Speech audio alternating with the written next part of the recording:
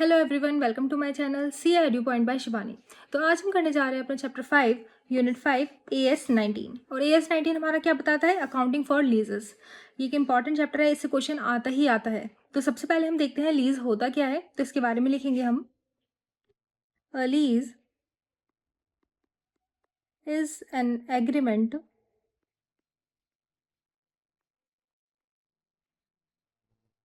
whereby one party, जिसे हम बोलते हैं लेसर,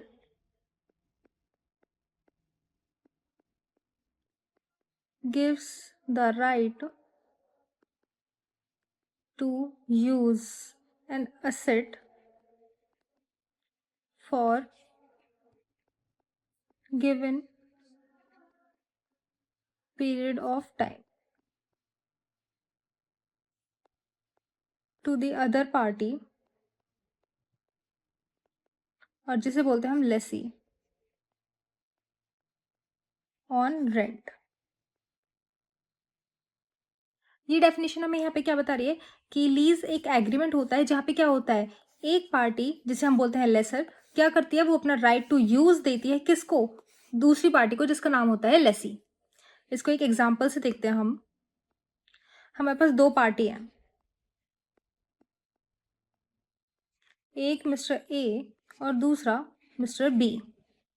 मिस्टर ए ने मिस्टर बी को एक एसेट दी रेंट पे, यानी कि मिस्टर ए ने क्या करा, बी को एसेट दी और मिस्टर बी ने क्या करा, उसके बदले एक रेंट पे किया। तो इसको क्या बोलते हैं हम? लीज।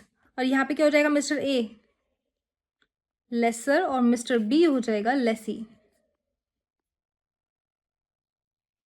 अब देखते हैं हम कि हमारा अकाउंटिंग स्टैंडर्ड किस चीज़ों पे अप्लाई नहीं किया जाता।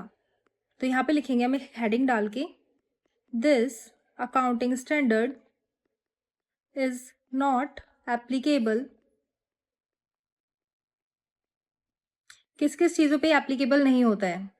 तो इसका हम पहला पॉइंट डालेंगे, लीज एग्रीमेंट्स टू एक्सप्लोर और यूज ऑफ नेचुरल रिसोर्सेज। अब नेचुरल रिसोर्सेज क्या हो सकते हैं हमारे? जैसे कि आयरन कोर। हम कोई भी ऐसा एग्रीमेंट नहीं करेंगे जहाँ पे क्या हो रहा होगा, जहाँ पे एक्सप्लोर कर रहे होंगे या फिर यूज ऑफ नेचुरल रिसोर्सेज हो रहे होंगे। यानी कि जैसे आयरन कोर होती है, वहाँ पे क्या हो रहा है, नेचुरल रिसोर्सेज का काम हो रहा है। तो इसलिए हम इस चीज़ को अकाउंटिंग स्टैंडर्ड 19 में नहीं एक्सेप्ट करेंगे। नेक्स्ट पॉइंट बी हमारा, licensing agreements for items like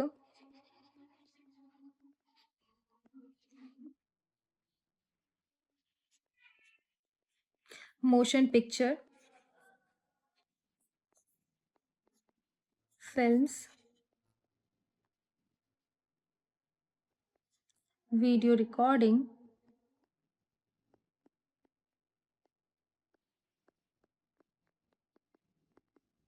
manuscripts और patents.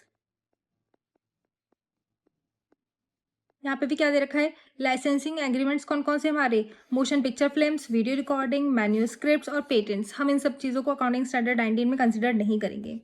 Last point, point number C, lease agreement to use land.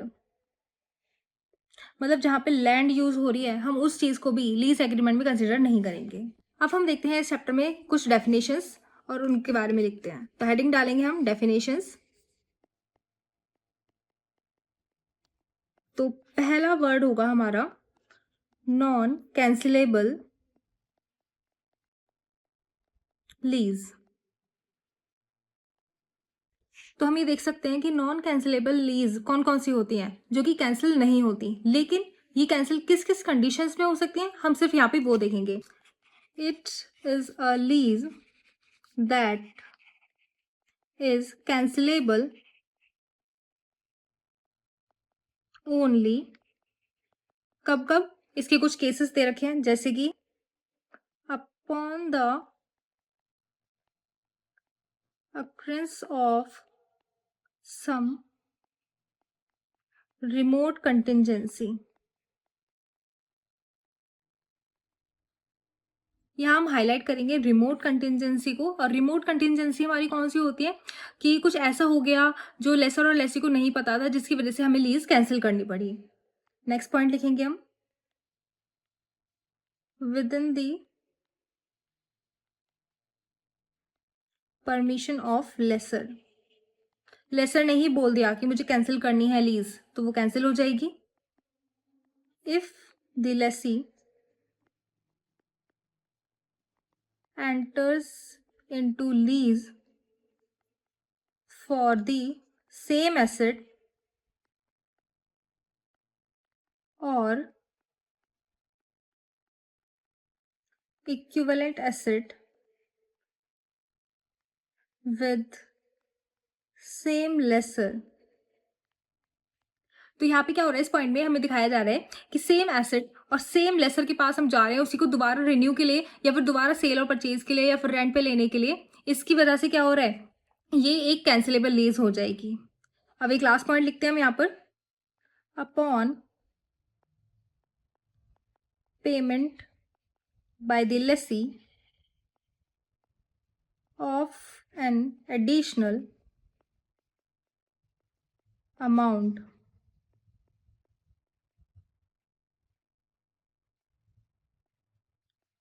such that at inception, continuation of lease is reasonable certain। इस point में हमें दे रखा है upon payment by the Lesi of an additional amount such that, यानी कि कोई हम additional amount पे कर रहे हैं, किस टाइम पे कर रहे हैं, at inception continuation of lease is reasonable certain.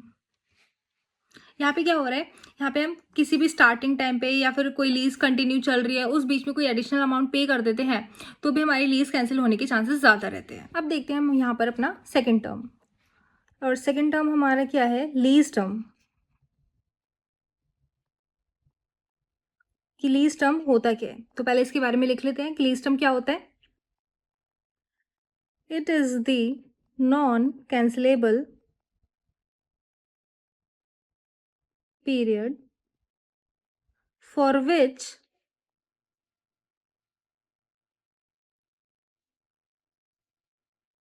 lessee has agreed take on lease the asset together with any further periods for which the lessee has the option to continue the lease of the asset। सबसे पहले देख लेते हैं हम ये बोलता क्या है कि लीज टर्म हमारा होता क्या है।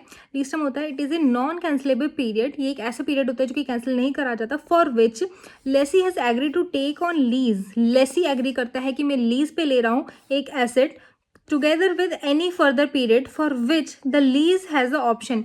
यानी कि हम क्या कर रहे हैं, लेसर लेसी को एक एक्स्ट्रा ऑप्शन दे रहा है कि जब तुम लीज को जब तुम्हारे पास लीज रहेगी तो तुम्हारे पास ऑप्शन रहेगा लीज खत्म होने के बाद एक पर्टिकुलर पीरियड के लिए तुम उसको फिर से लीज पे ले सकते हो। तो हम हाईलाइट कर लेंगे यहाँ पे कुछ वर्ड, जैसे कि it is a non cancellable period for which lessee has agree to take on lease to lease the asset together with any further period for which lessee के पास क्या होता है, ऑप्शन होता है किस चीज़ का, कि वो कंटिन्यू कर सकता है अपनी लीज को। अब देखते हैं हम यहाँ पे हमारे पास दो टाइप की लीज होती है, एक होती है हमारे पास फाइनेंस लीज और एक होती है हमारे पास ऑपरेटिंग लीज। तो सबसे पहले देखते हैं फाइनेंस लीज क्या होती है। तो हम यहाँ पे हेडिंग डालेंगे, there are two types of lease. पहला होता है हमारा फाइनेंस लीज और दूसरा होता है ऑपरेटिंग लीज। तो सबसे पहले हम जो बात करने वाले हैं, हम फाइनेंस लीज के बारे में बात करने वाले हैं कि भाई फाइनेंस लीज क्या होती है। तो हम यहाँ पे हेडिंग डालेंगे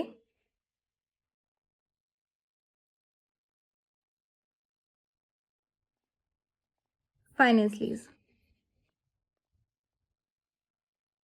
और इसी के अंदर हम फाइनेंस लीज से रिलेटेड कुछ बातें करेंगे। तो यहाँ पे लिखेंगे हम following are the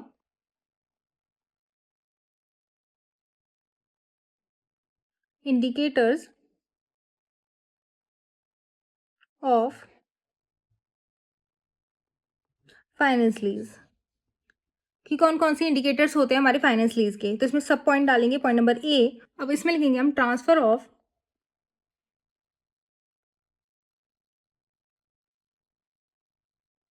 ownership of asset at the end of lease term to the lessee। तो इसमें हमारा पी पॉइंट होगा lessee has the option to purchase asset at a price lower than fair value at the end of lease term। पहले हम सारे points लिख देते हैं, उसके बाद मैं एक्सप्लेन कर दूंगी कि कौन सा पॉइंट क्या बताना चाह रहे हैं। तो पॉइंट नंबर सी है हमारा the lease term is for major part of economic life of asset. Point number D है हमारा at the inception of lease the present value of minimum lease rents covers the substantial fair value of asset। And point number E, lease asset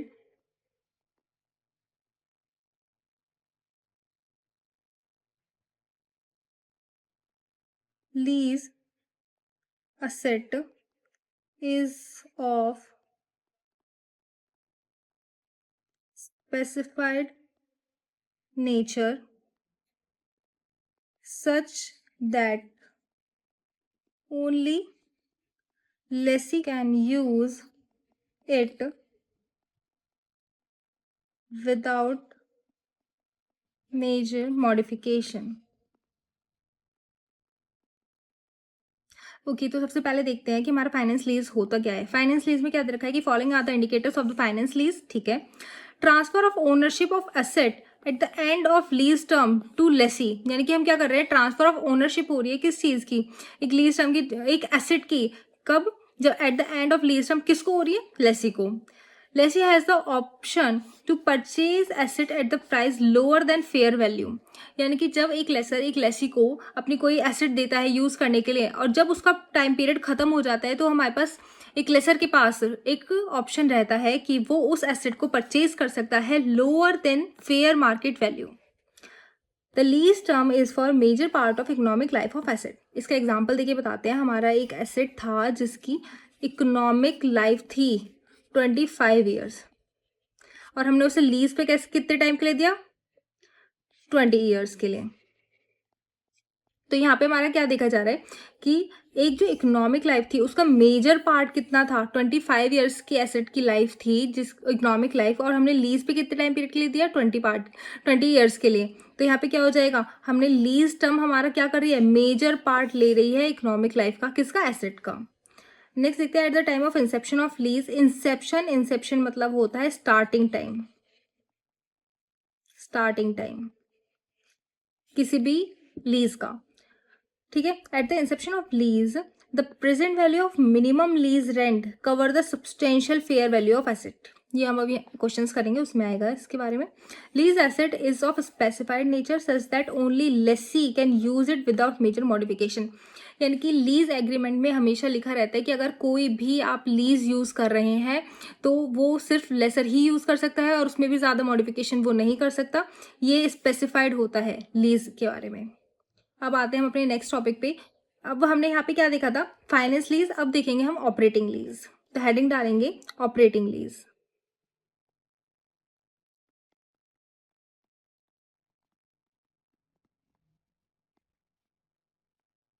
operating lease क्या होता है?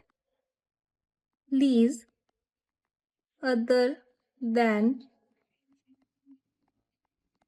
Finance lease, बस यही होता है। अब नेक्स्ट पॉइंट डालेंगे हम। अब लिखेंगे इकोनॉमिक लाइफ क्या होती है।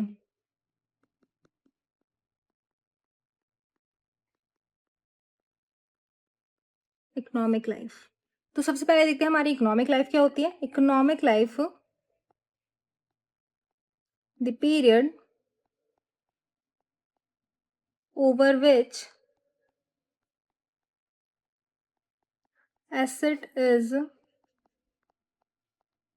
expected to be economically usable by one or more users, or the number of production or similar units expected to be obtained from the asset by one or more users।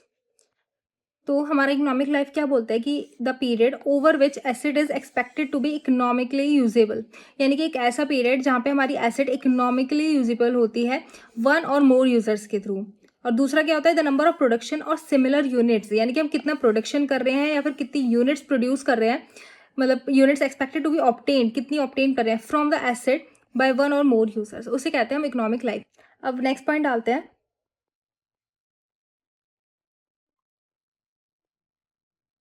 Useful life. अब useful life के बारे में लिखेंगे हम the period over which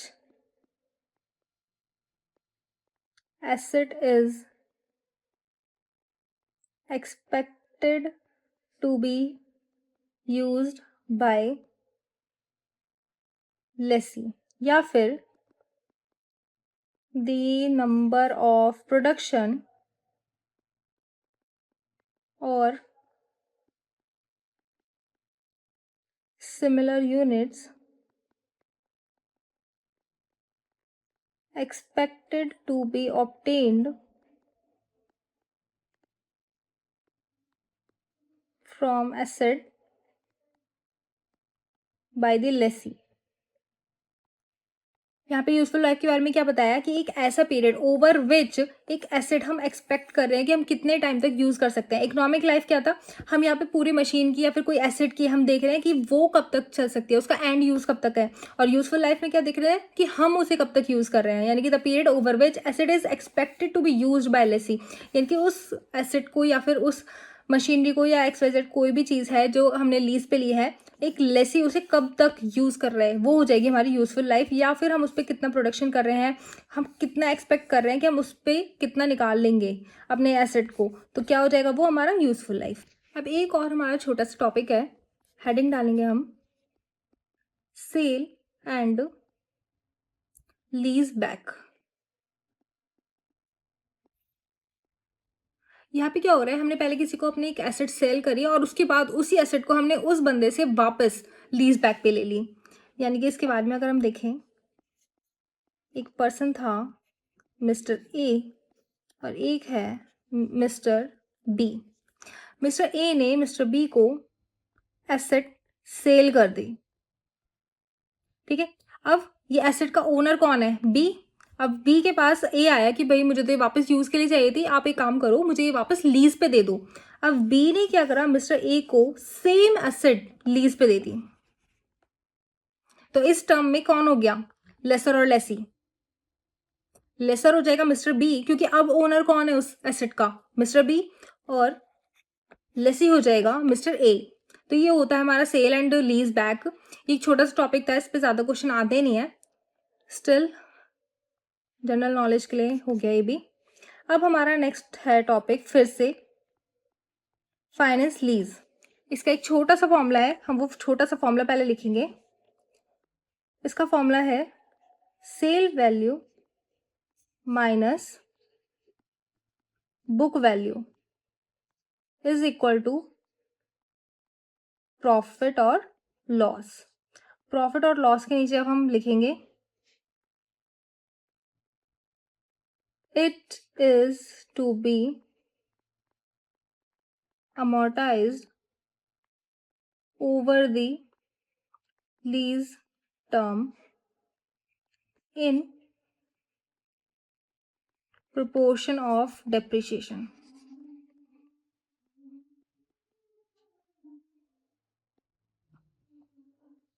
ये सारी चीज़ें फॉर्मूले वगैरह ये यूज़ होंगे हमारे क्वेश्चंस में। अब जैसे हमने फाइनेंस लीज के बारे में ही फॉर्मूला लिखा था, अब हम यहाँ पे लिखेंगे ऑपरेटिंग लीज के बारे में।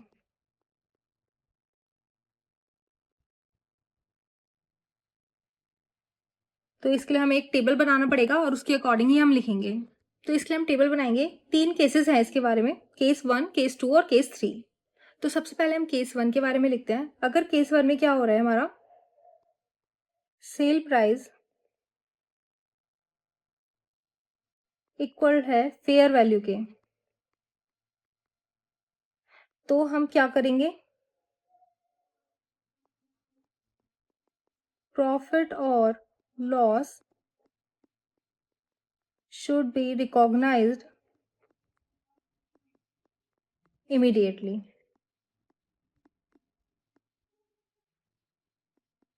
अब देखते हैं हम केस 3 में क्या होता है हमारा। केस 3 में अगर सेल प्राइस बड़ी है फेयर वैल्यू से, तो उसका ट्रीटमेंट कैसे होगा? Excess over fair value should be deferred and amortized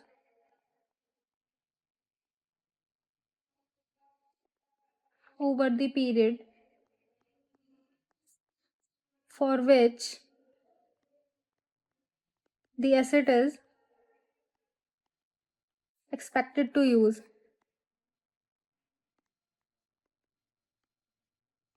okay, अब लिखते हैं हम अपने केस 3 में, ये थोड़ा बड़ा है। अगर सेल प्राइस कम है फेयर वैल्यू से, तो इसका ट्रीटमेंट कैसे होगा? प्रॉफिट और loss should be recognized immediately।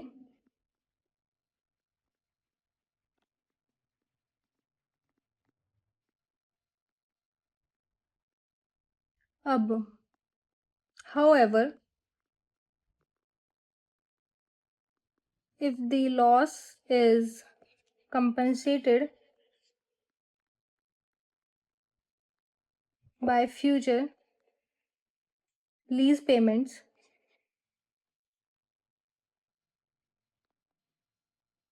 at below market price, then it should be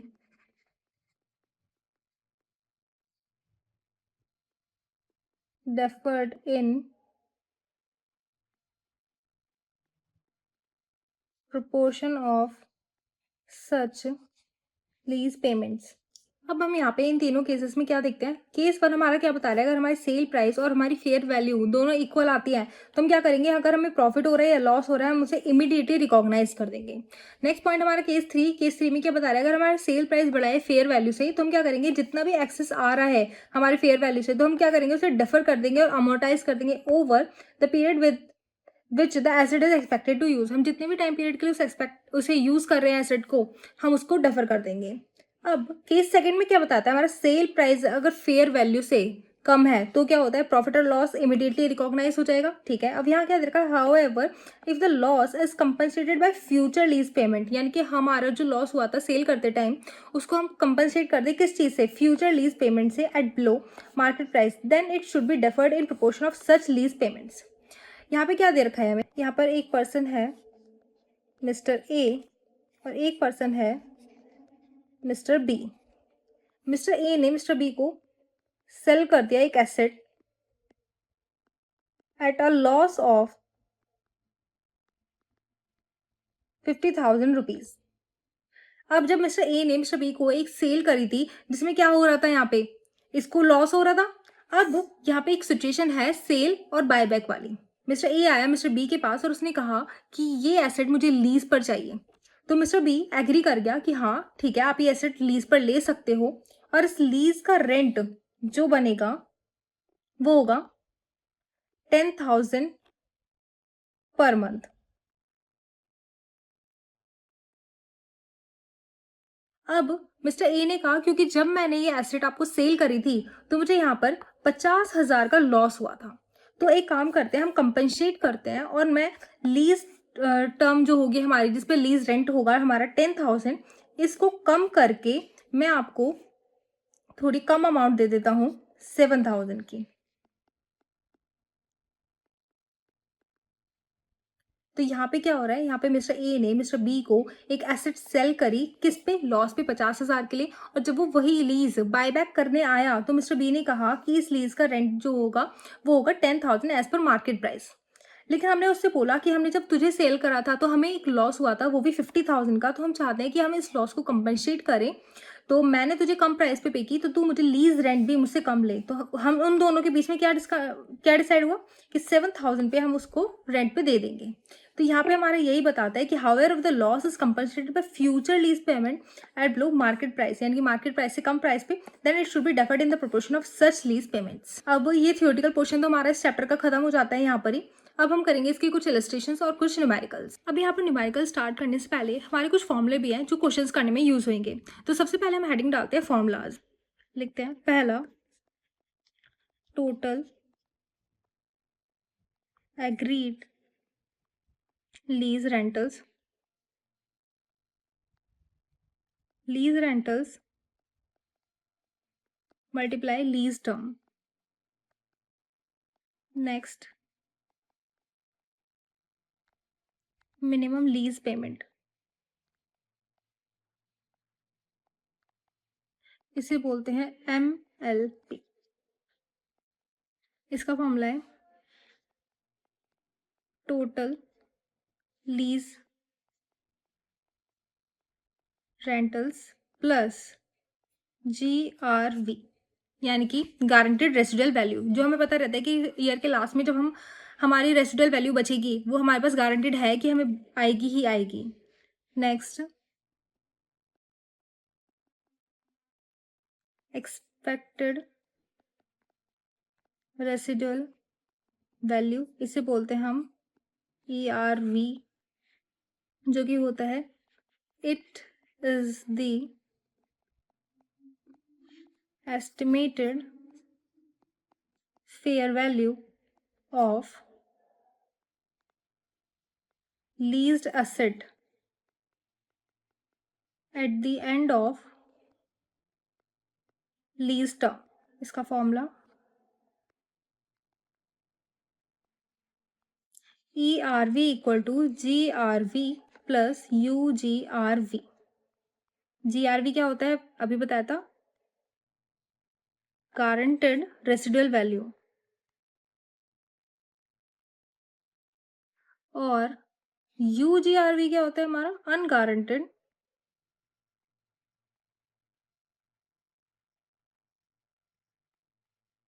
residual value. Fourth formula, value of asset to be recognized in the books of lessee. इसमें क्या करेंगे कि हमसे क्या बोला, value of asset to be recognised. Value of asset कैसे recognise करी जाएगी, तो उसके लिए है asset account debit to lessor in the books of lessee. कि लेसी कैसे रिकॉर्ड करेगा, उसके पास एसेट आई है तो हम एसेट डेबिट कर देंगे, और किसके थ्रू आई है, लेसर के थ्रू। तो यहाँ अमाउंट आ जाएगी, और ये अमाउंट हमारी कौन सी आएगी, वो होगी या तो present value of MLP, minimum lease payment, और fair value of asset, whichever is lower.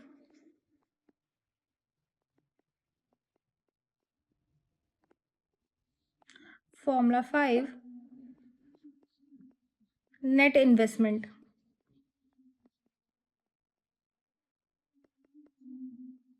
Net investment निकलता है present value of gross investment. Formula 6, अब देखते हैं ग्रॉस इन्वेस्टमेंट क्या होता है।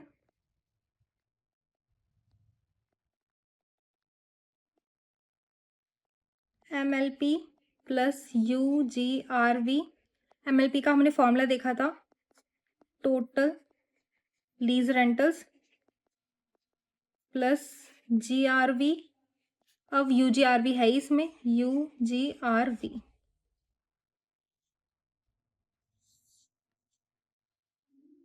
अब हमें पता है UGRV और GRV क्या होता है हमारा, ERV।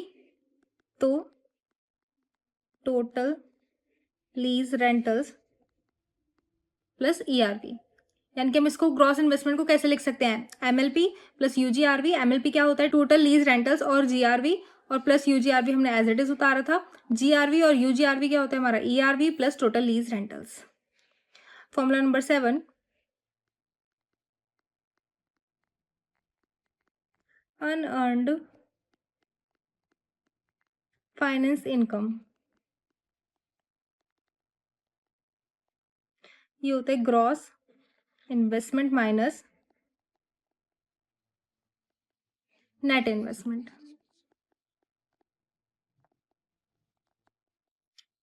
Formula number 8, implicit rate.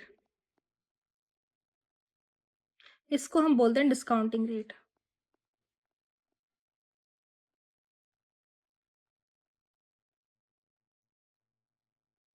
Implicit rate, it is the rate at which present value of MLP and UGRV is equal to fair value of asset। हमने क्या देखा था कि MLP और UGRV क्या होता है हमारा, ग्रॉस इन्वेस्टमेंट, यानी कि यहाँ पे हमसे क्या बोल रहा है, present value of gross investment. Clear. अब यहाँ पे हम थोड़े से अपने क्वेश्चंस देखते हैं। तो यहाँ पे हमारा पहला क्वेश्चन हमें क्या बता रहा है कि लीज रेंटल दे रखा है 50,000 eight the end of each year. Lease की टर्म है 5 ईयर्स। GRV दे रखा है, UGRV दे रखा है, fair value of asset at inception दे रखा है 2 लाख रुपए, और फाइन दे रखा है हमें इम्प्लिसिट रेट। इम्प्लिसिट रेट निकाला है। इम्प्लिसिट रेट क्या होता है हमारा, डिस्काउंटिंग रेट। तो इसको निकालने के लिए हम क्या करते हैं, सबसे पहले एक चार्ट बनाते हैं, यानी कि लीज रेंटल्स हमारे 50,000, तो यहाँ 50,000, यहाँ 50,000,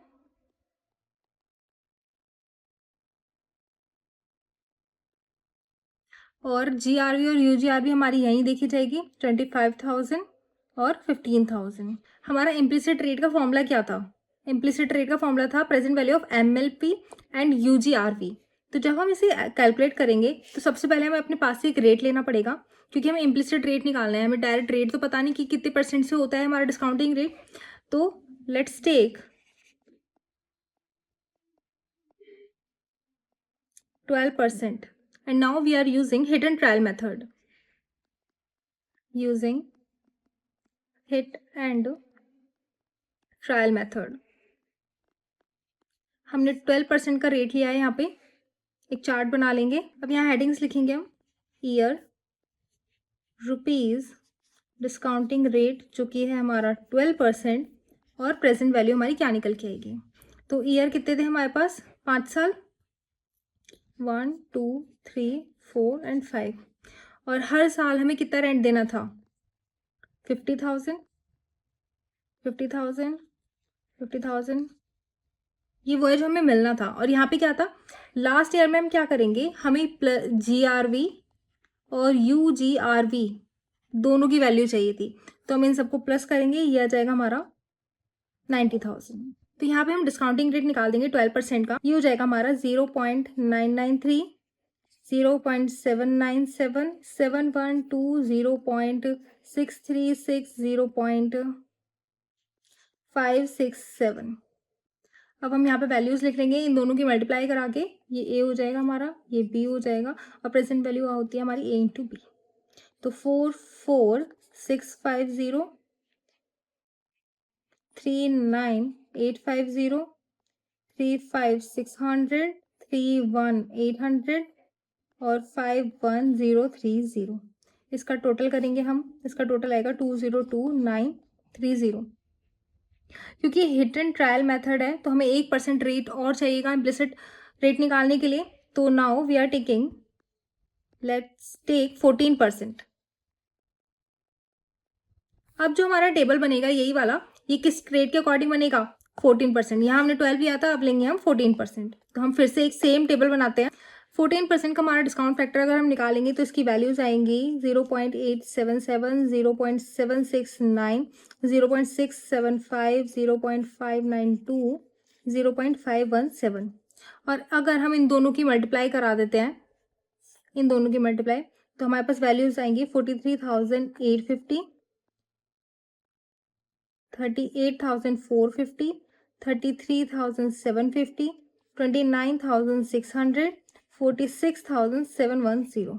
इसका हम टोटल कर देंगे तो 192,360, यानी कि 1,92,360। अब हमारे पास दो रेट तो आ गए, 14 और 12।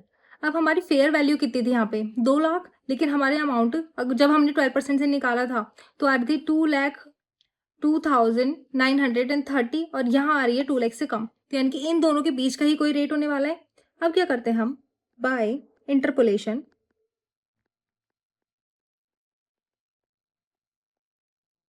इसका फॉर्मूला होता है lower rate plus difference of rate divided by difference of amount multiply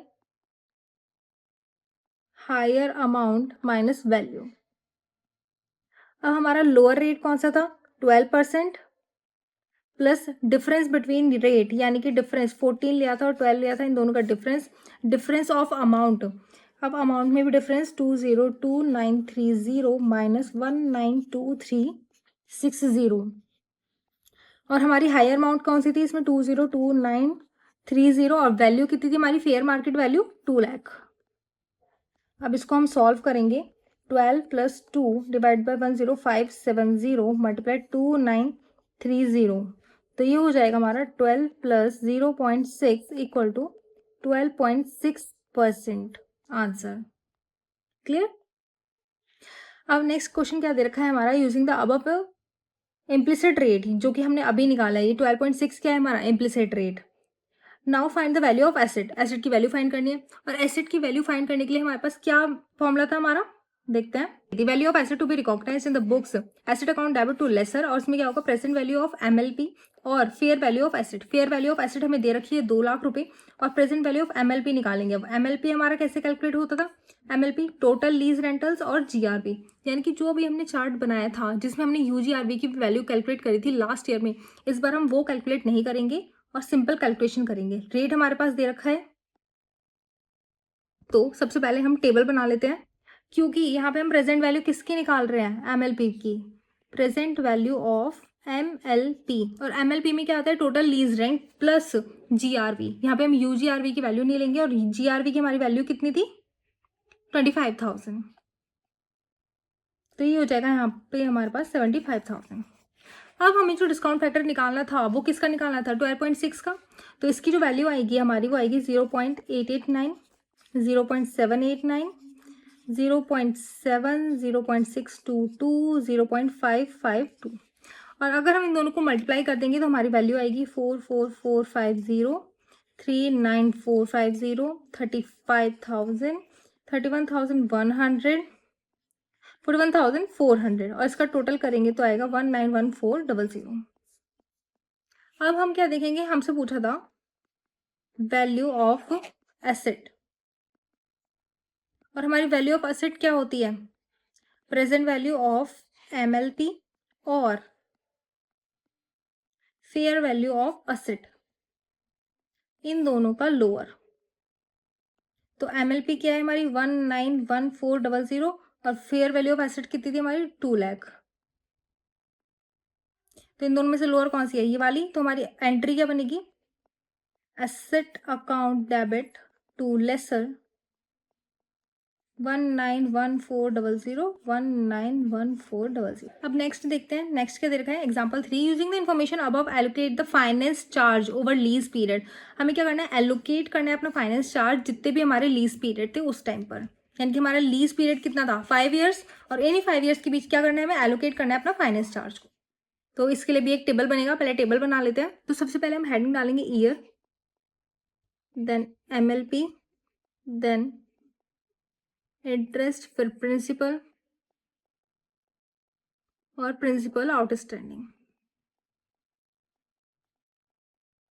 जब भी हम फाइनेंस चार्ज निकालते हैं उसके लिए इस टाइप का ही टेबल प्रिपेयर किया जाता है। जब हमारा ये टेबल बन के तैयार हो जाएगा तो हमें पता है सबसे पहली बात, इंटरेस्ट की वैल्यू कितनी थी हमारी 12.6%।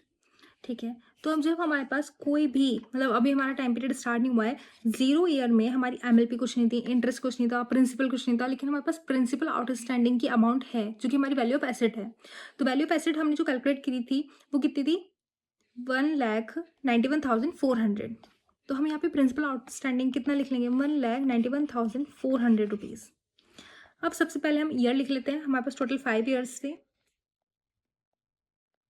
जिसमें कि हमारी MLP थी ईयर फर्स्ट में 50,000, 2 में 50,000, 3 में 50,000, 4 में 50,000, और 5th ईयर में हम क्या लिखेंगे, MLP प्लस GRV, यानी कि गारंटेड रेजिडुअल वैल्यू। अब यहाँ पे हम UGRV किस लिए नहीं लेते, क्योंकि हमने देखा था जब भी हम प्रेजेंट वैल्यू निकालते हैं, हम अपना फाइनेंस चार्ज कैलकुलेट करते हैं, तो MLP में सिर्फ क्या कैलकुलेट करते हैं हम, GRV। तो GRV था हमारा 25,000, तो 50,000 प्लस 25,000 हो जाएगा हमारा यहाँ पे 75,000।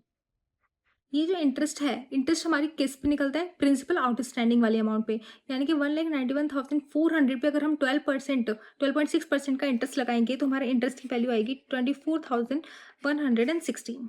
अब प्रिंसिपल की हमें जो वैल्यू निकालनी है वो MLP से इंटरेस्ट माइनस करेंगे। तो हम इसे ले लेते हैं, MLP को पॉइंट नंबर A, इंटरेस्ट को point number B, principal point number C हो जाएगा, और C को हम कैसे कैलकुलेट करेंगे, A माइनस B से।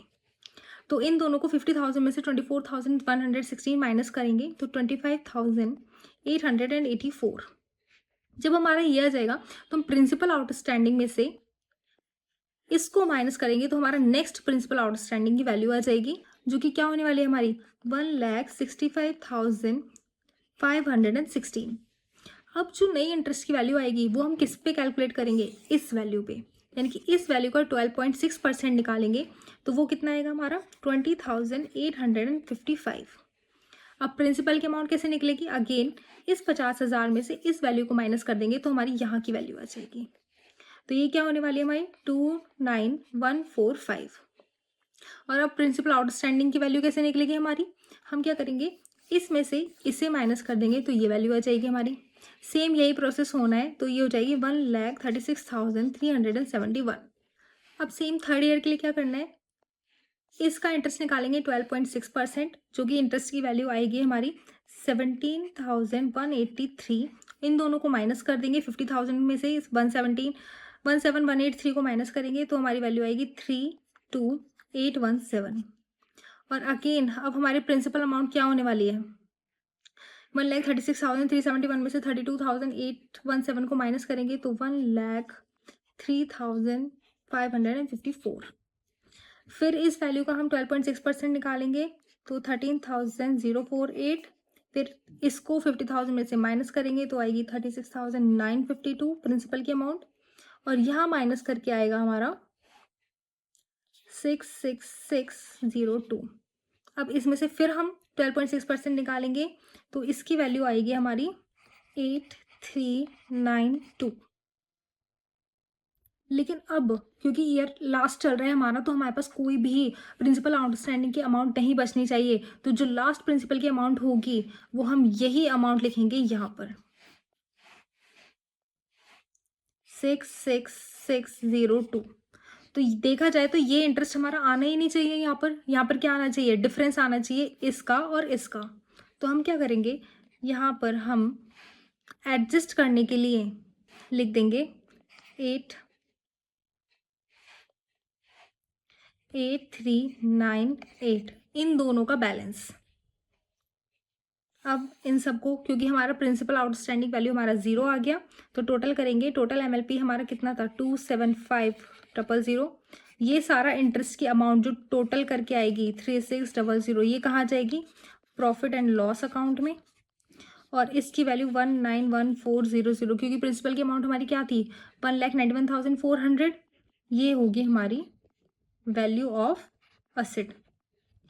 यहाँ पर जो चेंज करा है हमने 8392 को 8398 इसलिए लिखा क्योंकि हमारी इंटरेस्ट की वैल्यू अलग नहीं आ सकती, क्योंकि हमारा प्रिंसिपल का अमाउंट तो यही रहना है ना, कि जब हम अपनी वैल्यू ऑफ एसेट निकालेंगे सारी प्रिंसिपल अमाउंट को प्लस करके तो यही आएगी वो। तो इसलिए हमने ये यहाँ पे सेट ऑफ कर दिया इस अमाउंट को इस अमाउंट से। तो यहाँ पे हम ये अमाउंट नहीं लिखेंगे, यहाँ पे सिर्फ यही अमाउंट लिखी जाएगी। ओके, नेक्स्ट क्वेश्चन देखते हैं। इस वाले एग्जाम्पल में क्या लिखा है कि एक मशीनरी है हैविंग इकोनॉमिक लाइफ 6 साल की, has production capacity as this. 6 साल है, उनकी यूनिट्स इतनी हैं, ठीक है। This machine is given to dealer for 3 years, 3 साल के लिए दी गई है डीलर को ऑपरेटिंग लीज पे, ठीक है। For lease rental to yield 20% margin मिल रहा है कॉस्ट पे, जिसकी कॉस्ट कितनी है, 5 lakh. Straight line depreciation method in production of output to be considered. Okay, अब इस क्वेश्चन में हमें मेन करना क्या है, एक तो हमें इसमें निकालना है एनुअल लीज कितनी देनी है हमें यहाँ पे, क्योंकि 3 साल दे रखा है तो हमें 3 साल की एक एक करके एनुअल लीज निकालनी है। और यहाँ पे हमें डेप्रिसिएशन दे रखा है तो हमें दिखाना है कि हम डेप्रिसिएशन किस तरीके से एलोकेट करेंगे। तो सबसे पहले हम क्या निकालेंगे यहाँ पर, टोटल लीज रेंट। तो हमें यहाँ पे क्वेश्चन में क्या दे रखा था कि lease rent to yield 20% margin on cost 5 lakh. तो यहाँ पे हम लीज रेंट निकालेंगे ऐसे करके 5 लाख प्लस 20% मल्टीप्लाई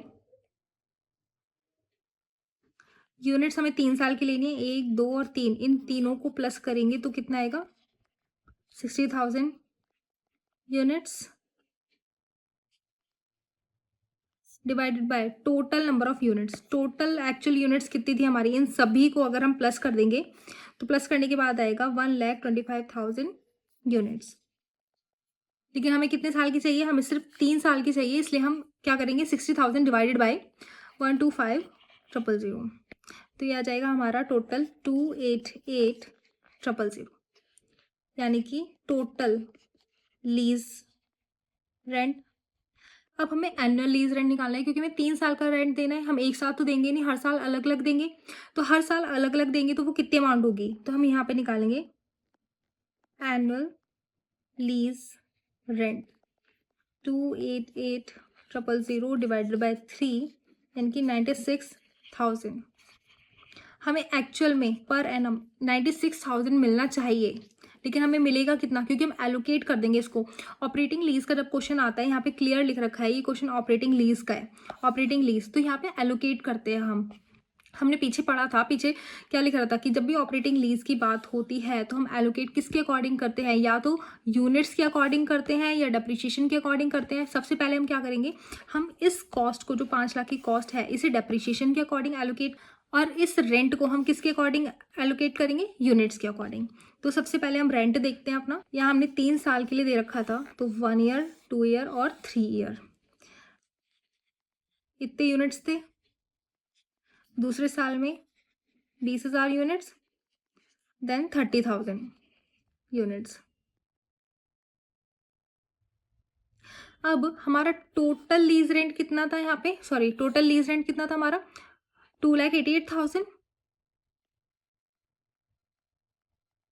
अब इस 2,88,000 को हमें इन 3 सालों में एलोकेट करना है, तो वो हम कैसे करेंगे, इसकी वैल्यू निकालेंगे हम। 10,000 यूनिट्स थी, किस अमाउंट को एलोकेट करना था, 2,88,000, और divided by total number of units, यानी कि 20,000 प्लस 30,000 प्लस 10,000 कितना हो गया, 60,000। यहाँ पे भी कैसे करेंगे, 20,000 मल्टीप्लाई 2,88,000 डिवाइडेड बाय 60,000, यहाँ पे भी 30,000 मल्टीप्लाई 2,88,000 डिवाइडेड बाय 60,000। तो ये हमारी वैल्यू हो जाएंगी 48,000, 96,000 एंड 1,44,000। इस तरीके से हमने अपने रेंट को एलोकेट कर दिया अकॉर्डिंग टू यूनिट्स। जब यहाँ पे हमने अपने रेंट को लीज के अकॉर्डिंग एलोकेट किया है, तो इसके बारे में हम यहाँ पे लिख देंगे, lease rent should be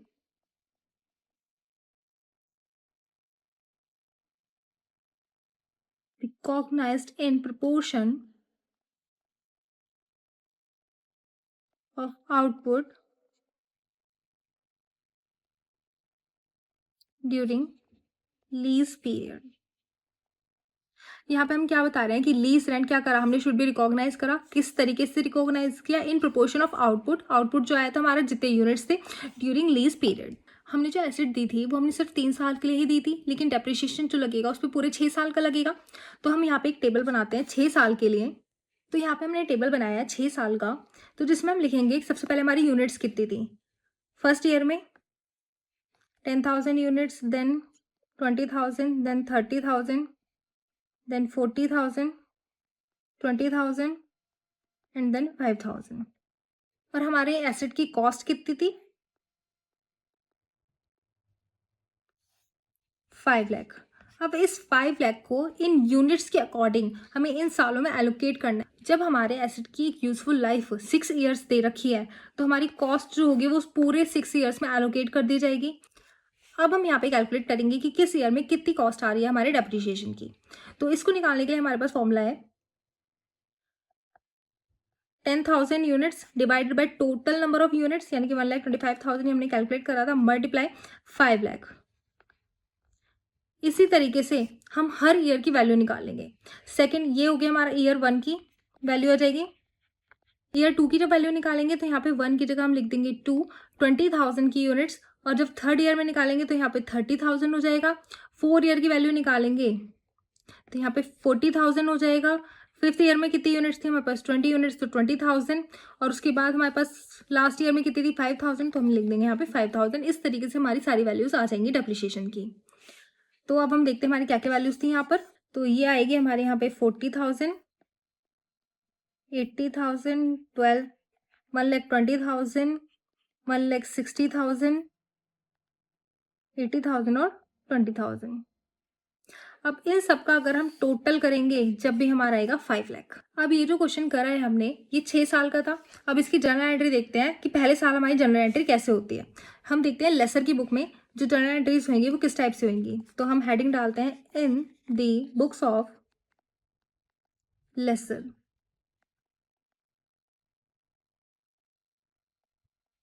year 1, पहले साल वो कौन कौन सी एंट्रीज करने वाला है। लेसन ने क्या कर रखा है, यहाँ पे उसने अपनी मशीनरी किसी और को दे रखी है, किस पे, लीज पे। कौन सी लीज पे, ऑपरेटिंग लीज पे। तो हम यहाँ पे जो हमारी पहली जनरल एंट्री होगी वो होगी machinery given on operating lease, debit. और मशीन क्या थी उसकी, उसने परचेज कर रखी थी, हमारी एक एसेट थी, तो क्या आएगा, टू परचेज, परचेज अकाउंट। और कितने में दे रखी थी हमारी कॉस्ट हमें, 5 लाख। तो यहाँ कितने लिखेंगे हम, 5 लाख। ये तो हो गई पहली। अब हमें लीज रेंट भी मिलता था। लीज रेंट कितना मिलता था हमें, second, bank account debit to lease rent. Bank account debit इसलिए करा क्योंकि हमारे पास पैसे आ रहे हैं, लीज रेंट क्योंकि लीज रेंट से आ रहे हैं, और हमारी एनुअल लीज रेंट जो हमने निकाली थी वो कितनी थी, उसकी वैल्यू 96,000। हमें लीज रेंट हम अपने पास अपनी बुक्स में कितना लिखेंगे, 96,000। लेकिन हमें पता है कि 96,000 हमें एक्चुअल में तो नहीं मिला, ये हमने ड्यू बेसिस पे एंट्री बना दी कि हमें 96,000 मिलना था। हमें जो एक्चुअल में लीज रेंट मिला वो कितना मिला पहले साल, 48,000 रुपीज़ का। तो इसकी ये जो 48,000 है हमारा लीज रेंट, ये कहाँ चला जाएगा, प्रॉफिट एंड लॉस अकाउंट में। तो इसकी जो जनरल एंट्री होगी वो होगी lease rent debit to profit and loss account. तो प्रॉफिट एंड लॉस अकाउंट में कितना लिख देंगे हम, 48,000। लीज रेंट हमने कितना एक्सपेक्ट करा था, 96,000। तो जो रेंट हमें अभी नहीं मिला तो हम उसे क्या बोलेंगे, टू लीज इक्वलाइजेशन।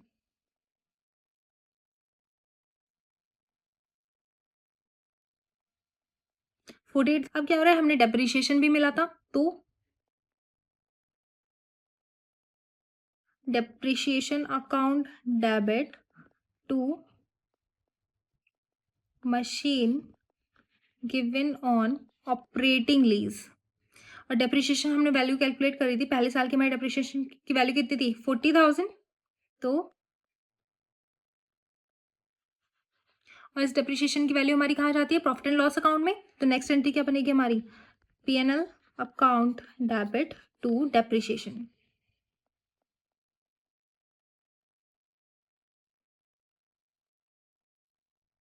पहले साल की जो हमारी जनरल एंट्रीज होंगी in the books of lessor, वो ये एंट्रीज होने वाली हैं।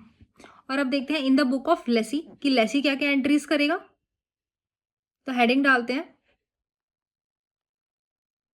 In the books of lessee, again year 1 की एंट्रीज। तो लेसी क्या करेगा, लेसी रेंट देगा तो उसकी पहली एंट्री क्या बनेगी, lease rent account debit to bank account.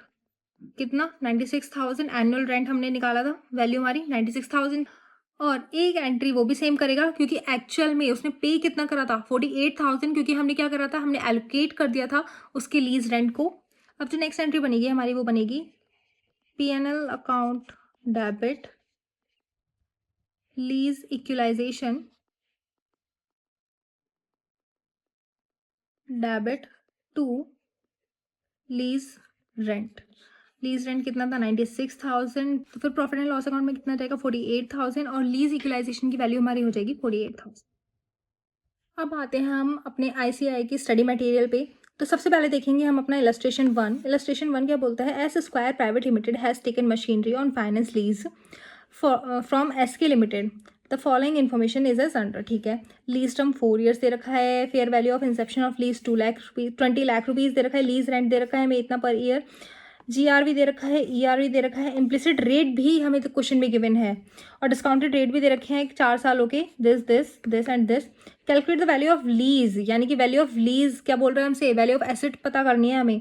और वैल्यू ऑफ एसेट का फॉर्मूला क्या था हमारा, प्रेजेंट वैल्यू ऑफ एमएलपी और fair value of asset whichever is lower, वो हमारी वैल्यू ऑफ एसेट हो जाएगी। As per accounting standard 19 and disclose impact on this on balance sheet and profit and loss account at the year end of 1। तो सबसे पहले calculate करते हैं value of lease. तो इसके लिए टेबल बनेगा। तो यहाँ पे लिखेंगे हम ईयर, अमाउंट, डिस्काउंटिंग रेट जो कि क्वेश्चन में ऑलरेडी गिवन है 15%, and present value of MLP। Year कितने थे हमारे पास, 4 साल है, तो 1 2 3 एंड 4। वैल्यू कितनी दे रखी है हमें, लीज रेंट 6,25,000 पर एनम, 6,25,000, 6,25,000, 6,25,000, और लास्ट में क्या आएगा, 6,25,000 प्लस जीआरबी। जीआरबी कितना है, 1,25,000। तो ये वैल्यू कितनी हो जाएगी हमारी, 7,50,000। डिस्काउंटिंग रेट भी हमें दे रखा है 15% का, तो वैल्यू हम क्वेश्चन में से देख के लिख लेंगे, this this this and this. 0.8696, 0.7561, 0.6575, 0.5718। अब प्रेजेंट वैल्यू ऑफ MLP निकालना है तो हमें अमाउंट को डिस्काउंटिंग रेट से मल्टीप्लाई करना होगा। तो इसकी वैल्यूज़ कुछ इस टाइप से आ जाएंगी, 543 500, 472 56 2.5, 4109 37.5, 428850। इसका टोटल करेंगे हम तो टोटल आएगा 18,55,850। तो ये क्या हो गया हमारा present value of MLP, value of lease. और इसका फॉर्मूला क्या था, प्रेजेंट वैल्यू ऑफ MLP और fair value of asset whichever is lower. तो प्रेजेंट वैल्यू ऑफ MLP क्या है हमारी 18,55,850 और फेयर वैल्यू ऑफ एसेट क्या है हमारी, क्वेश्चन में देखते हैं। Fair value at inception of lease 20 lakhs। तो इन दोनों में से लोअर कौन सा है, ये। तो यानी कि हमारी वैल्यू ऑफ लीज क्या हो जाएगी 18,55,850। क्लियर। अब हम देखते हैं हमारा नेक्स्ट इलस्ट्रेशन, जो कि इलस्ट्रेशन 2 है। तो देखते हैं इसमें क्या दे रखा है हमें। Prakash limited leased a machine to Badal limited on the following terms. Fair value इतने lakhs 28.3 lakhs, lease term 5 years, lease rental per annum 8 lakhs, GRV 1.6 lakhs, expected residual value 3 lakhs और internal rate of return 15%। Discounted rate भी दे रखे हैं 1 year to 5 years, 1 2 3 4 and 5। हमें ये निकालना है यहाँ पे अनअर्न्ड फाइनेंस इनकम। तो चलिए इसका फॉर्मूला देखते हैं। हमने अनअर्न्ड फाइनेंस इनकम का फॉर्मूला क्या लिखा था यहाँ पे, ये रहा, यानी कि gross investment minus net investment, इन दोनों को माइनस करेंगे। नेट ग्रॉस इन्वेस्टमेंट हम निकाल लेंगे, नेट इन्वेस्टमेंट कैसे निकलेगी, ग्रॉस इन्वेस्टमेंट का फॉर्मूला दे रखा है MLP प्लस UGRV, इससे हमारा ग्रॉस इन्वेस्टमेंट निकल जाएगा। और नेट इन्वेस्टमेंट कैसे निकलेगा, present value of gross investment, यानी कि इसकी। तो कैलकुलेट करते हैं इसे। सबसे पहले हम क्या निकालेंगे यहाँ पे, ग्रॉस इन्वेस्टमेंट। और ग्रॉस इन्वेस्टमेंट कैसे निकालेंगे हम, MLP प्लस UGRV। अब पहले UGRV तो हमें क्वेश्चन में दे नहीं रखा, तो हम अपना UGRV कैसे निकालेंगे। हमारा फॉर्मूला क्या है, expected residual value equal to GRV plus UGRV। अगर हमें UGRV निकालना है और हमें ये दोनों गिवन है तो हम क्या लिखेंगे, UGRV equal to ERV minus GRV। और ERV कितना है हमारा 3 lakhs माइनस GRV कितना है 1.6 lakhs। तो ये कितना आ जाएगा हमारा 1.4 lakhs। क्लियर। अब निकालते हैं हम ग्रॉस इन्वेस्टमेंट। ग्रॉस इन्वेस्टमेंट हम कैसे निकालेंगे, MLP प्लस UGRV। और MLP का क्या फॉर्मूला होता है हमारा, total leased rent plus GRV plus UGRV। Total lease terms हमारी कितनी थी 5 years की, और लीज रेंटल पर एनम कितना था हमारा 8 lakhs पर एनम था। और ये हम 5 years की बात कर रहे हैं, तो 8 × 5 8 lakhs × 5 lakh प्लस GRV कितना था हमारा 1.6 lakh प्लस UGRV था 1.4 lakhs। तो ये हो जाएगा 40 + 3 lakhs equal to 43 lakhs। Clear. ये हमारे पास ग्रॉस इन्वेस्टमेंट आ गई। अब हमें निकालिए नेट इन्वेस्टमेंट। और नेट इन्वेस्टमेंट कैसे निकलती है हमारी, present value of gross investment. तो इसके लिए हम टेबल बनाएंगे पहले।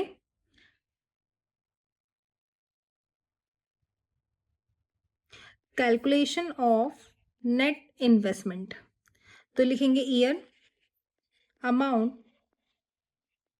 डिस्काउंट रेट @ 15% हमें गिवन है क्वेश्चन में, ये रहा 15%। और यहाँ पे present value of gross investment. Year हमें 5 दे रखे थे, तो 1 2 3 4 and 5। और हमें एनुअल इन्वेस्टमेंट कितने, वो एनुअल रेंट कितना दे रखा था 8 lakhs।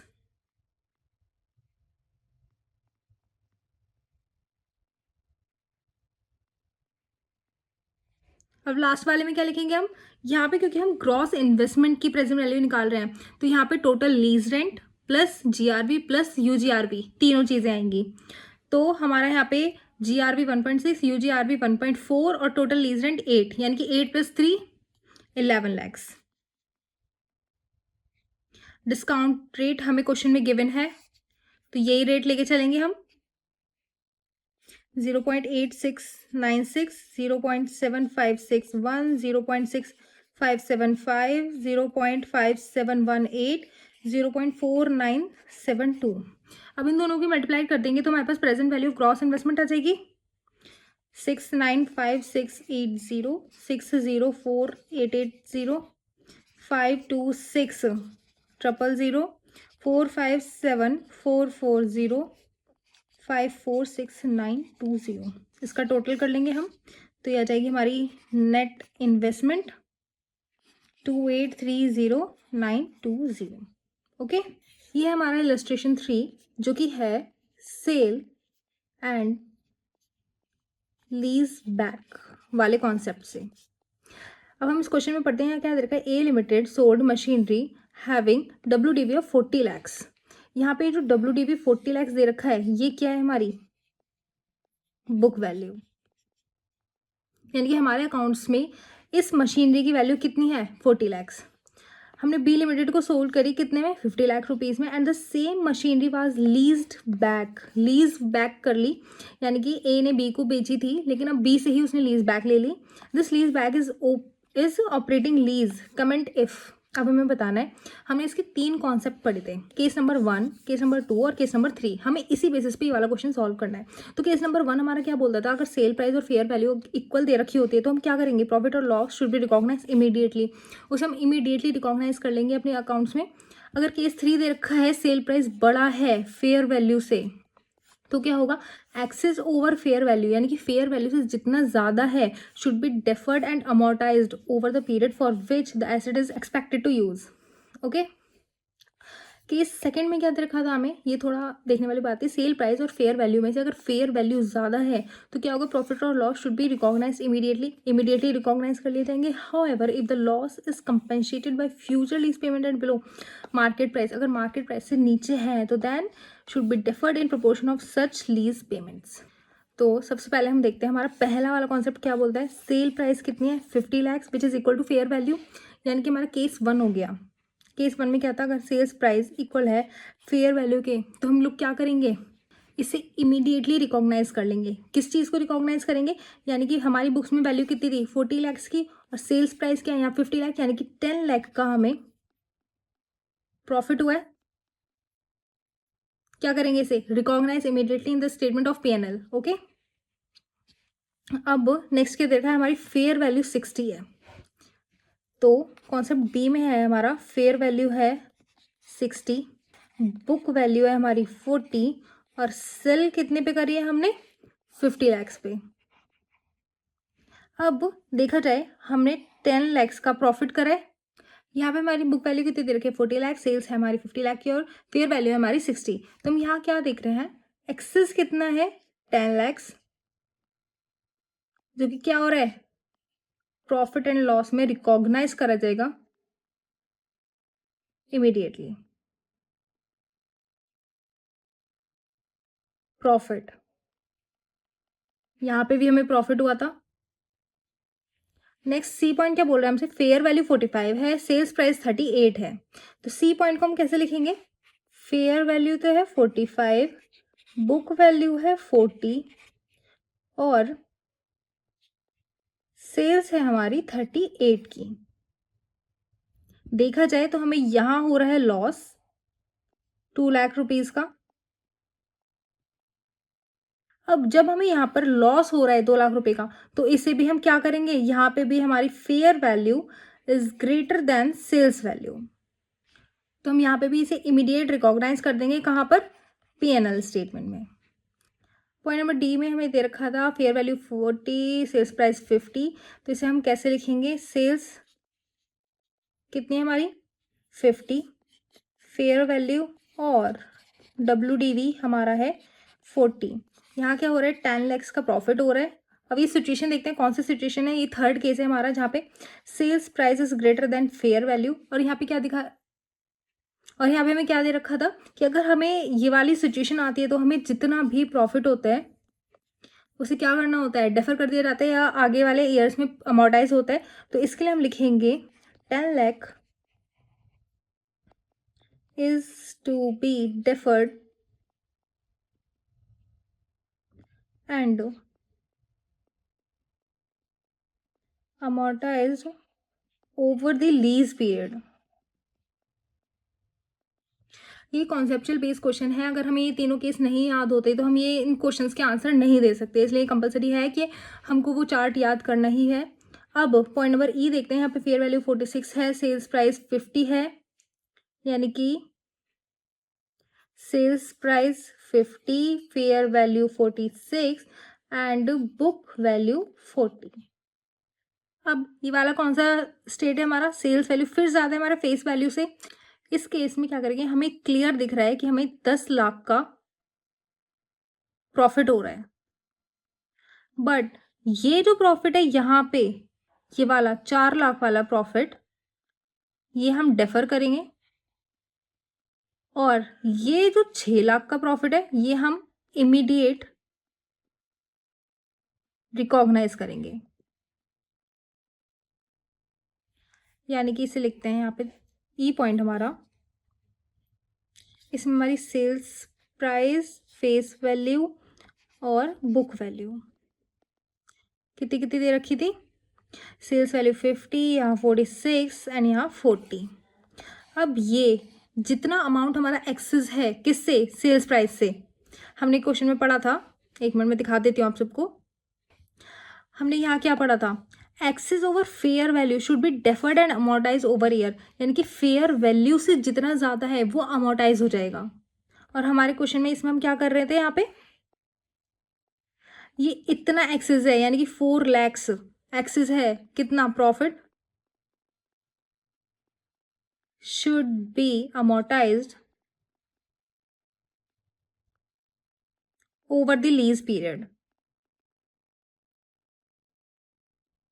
और जितनी भी अमाउंट ये है 6 लैक्स की, जो बुक वैल्यू से ज़्यादा है, इसे क्या कर देंगे हम, शुड बी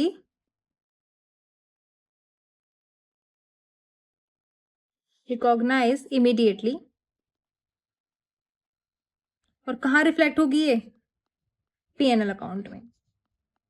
क्लियर सी बात है, हमारा जितना भी प्रॉफिट हुआ है वो हुआ है 10 लैक्स का। यहाँ पे बुक वैल्यू से और सेल्स प्राइस के बीच में कितना है, 10 लैक्स का गैप है, लेकिन फेयर वैल्यू मार्केट में कितनी थी, 46। तो हमने क्या करा, जितना भी एक्सेस यहाँ पे बना, हमने उस अमाउंट को 4 लाख रुपीज़ को profit should be amortise over the lease period, क्योंकि हमारा क्वेश्चन क्या बोलता है हमारा, यहाँ पे सेल्स प्राइस ज़्यादा थी फेयर वैल्यू से, जिस कंडीशन में हम क्या करते हैं, प्रॉफिट को अमोर्टाइज कर देते हैं। और यहाँ पर जो हमारा 6 लाख का प्रॉफिट था, जो बुक वैल्यू से ज़्यादा अमाउंट थी, उसको हम इमीडिएट रिकॉग्नाइज कर देंगे, किसमें, प्रॉफिट एंड लॉस अकाउंट में। अब नेक्स्ट और लास्ट पॉइंट देख लेते हैं, point number F, fair value 35 है, सेल्स प्राइस 39 है। एफ पॉइंट क्या बोल रहा था हमारा, fair value 35, sales price 39, fair value 35, sales price 39 और बुक वैल्यू हमारा 40। तो हमें ये क्लियर पता चला है हमारा यहाँ पे लॉस हो रहा है। लॉस कितने का हो रहा है, 1 लाख रुपीज़ का। हमें देखा जाए तो टोटल लॉस कितना हुआ, हमें यहाँ पे बुक वैल्यू 40 थी और फेयर वैल्यू 35 थी, यानी कि मार्केट में कितनी वैल्यू गिर गई, 35, यानी कि कितने से गिर गई, 5 लाख रुपीज़ से। तो टोटल लॉस कितने का हुआ हमें, 5 लाख रुपीज़ का।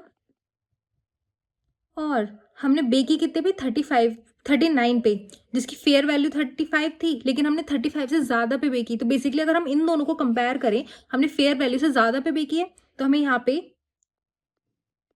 प्रॉफिट हुआ है 4 लाख रुपीज़ का। और अगर हम इन दोनों को सेट ऑफ करेंगे तो हमें पता चलेगा कि हमारा 1 लाख रुपीज़ का लॉस हुआ है। यहाँ पर इस क्वेश्चन में हम इसके साथ तो कोई कुछ नहीं करेंगे, लेकिन ये जो हमें 4 लैक्स का प्रॉफिट हुआ है ना, इसके साथ हम ज़रूर करेंगे, इसको करेंगे हम। ये जो प्रॉफिट हुआ है, this profit is to be amortised over the lease period. और ऐसा क्यों हुआ, क्योंकि यहाँ पे केस क्या है, sales price is greater than fair value. जहाँ भी ये सिचुएशन आ जाएगी और हमें प्रॉफिट हो रहा है, तो उस प्रॉफिट को क्या करना है हमें, अमोर्टाइज करना है ओवर द लीज पीरियड। अब देखते हैं हम अपना नेक्स्ट क्वेश्चन नंबर 11। अब क्वेश्चन नंबर 11 क्या बोलते हैं हमसे, A machine was given on 3 years operating lease by a dealer of the machine for equal annual lease rental to yield 30% profit margin on cost 1,50,000. Economic life of machine is 5 years and output from the machine are estimated 40,000 units, 50,000 units, 60,000, 80,000 and 70,000 units consecutively for 5 years. Straight line depreciation is proportion of output is considered appropriate. ठीक है, compute the following. Annual lease rent निकालना है, simple सी बात है। Annual lease rent कैसे निकलेगा, lease rent हम कितने साल का देंगे, पहली बात तो हमने 3 साल के लिए हमारे पास मशीनरी थी तो हम सिर्फ 3 साल का एनुअल रेंट निकालेंगे। और उसके बाद lease rent income to be recognise in each operating year. ये जो लीज रेंट है इसे हम किस तरीके से एलोकेट करेंगे जो कि रिकॉग्नाइज हो पाएगा ईच ऑपरेटिंग ईयर में। उसके बाद डेप्रिसिएशन निकालना है हमें 3 साल का। तो सबसे पहले एनुअल लीज रेंट से स्टार्ट करते हैं हम। टोटल लीज रेंट, और टोटल लीज रेंट कैसे निकलेगा हमारा, हमारी कॉस्ट कितनी दे रखी थी यहाँ पे क्वेश्चन में, कॉस्ट है हमारी 1,50,000 जिसपे है 30% का प्रॉफिट मार्जिन। तो 1,50,000 प्लस 30% प्रॉफिट।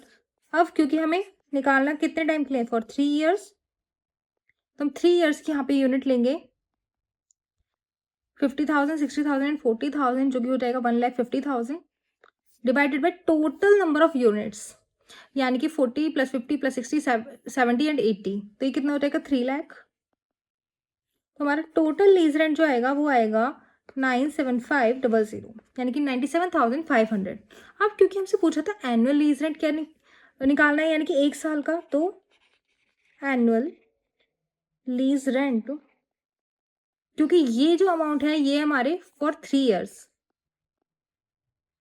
तो फॉर 1 ईयर एनुअल का निकालना है, तो 97500 डिवाइडेड बाय 3 विच इज 32500, यानी कि 32,500। अब हमारे पास एनुअल लीज रेंट आ गया। नेक्स्ट हमसे क्या पूछा गया था, lease rent income to be recognised in each operating year. हर एक ऑपरेटिंग ईयर में हमारा लीज रेंटल इनकम कितना होगा। अब क्योंकि हमने एनुअल बेसिस पे निकाला था, अब हमें क्या करना है, हमें प्रोपोर्शनेट करना है इस अमाउंट को 3 ईयर्स के बेसिस पे। तो अगर हम एक चार्ट बना के देखें,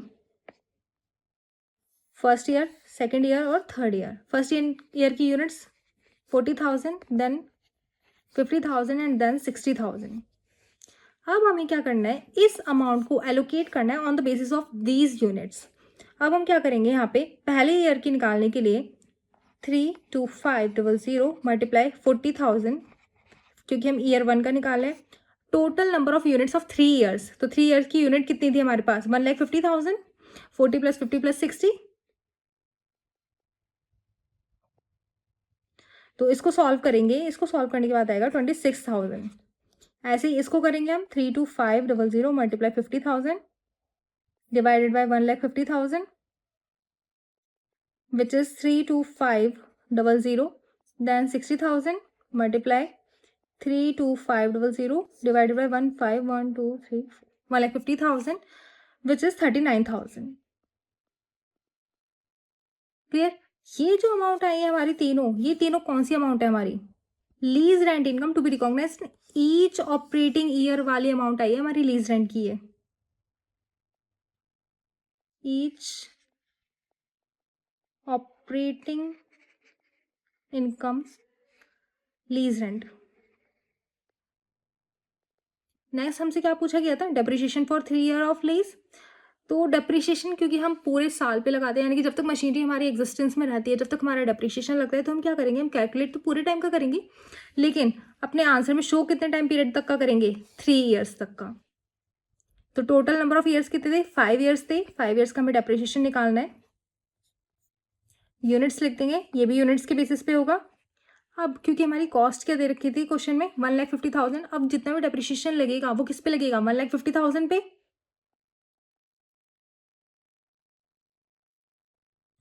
अब हमने क्या देखा था, 5 साल है, तो फिर हमारा depreciation on the basis of straight line basis क्या होना चाहिए, 1,50,000 डिवाइडेड बाय 5 विच इज 30,000, लेकिन हम क्या करते हैं, क्योंकि हम ऑपरेटिंग लीज का क्वेश्चन कर रहे हैं तो हमें on the basis of units इसे एलोकेट करना होगा कि हर साल हमारा डेप्रिसिएशन कितना आने वाला है, यानी कि जितनी ज़्यादा यूनिट्स हम प्रोड्यूस करेंगे या जितनी कम प्रोड्यूस करेंगे उसी के अकॉर्डिंग हम डेप्रिसिएशन चार्ज करेंगे।